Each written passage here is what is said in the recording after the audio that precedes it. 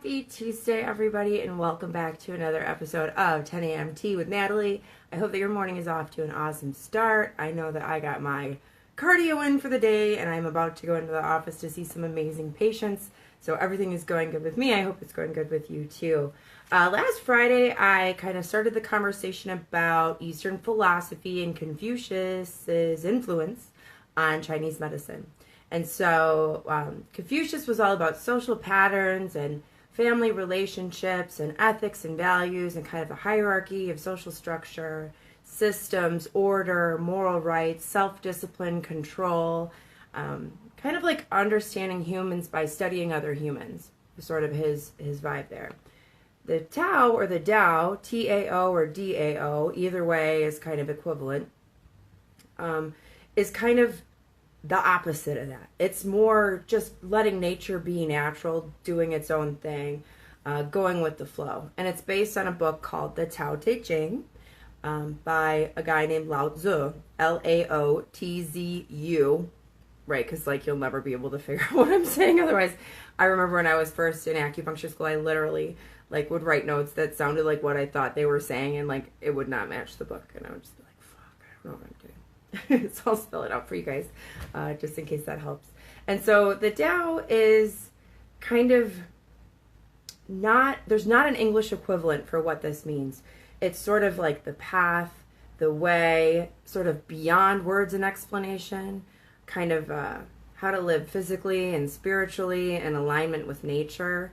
There's this concept of not doing, which is more about not fucking it up more than being lazy.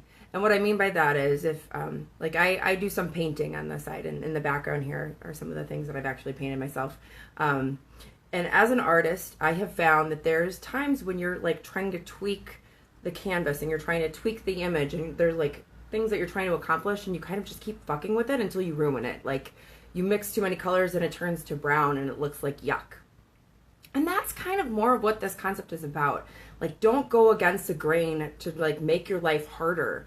Go in alignment with the way that life is supposed to be, and it's going to be a lot easier. You're going to have a healthier lifestyle there. It's also talking about how we can adapt and conform to nature. And we're looking more with the Tao and understanding people through nature. And so by looking outside of ourselves, we can understand ourselves internally. So we are a reflection of our environment. We are a reflection of, what's going on in nature around us. And so that's very different than control and discipline and hierarchy. That's more like nature is what it is, and you can't control it. It's going to be what it'll be, and you just have to kind of roll with the punches and adapt and be flexible. And so that's a little bit of the difference between Confucianism and Taoism. Tomorrow I'm going to get more into the specifics of kind of Taoism concepts and following the ways of nature and what that actually looks like, and kind of carry on the conversation there.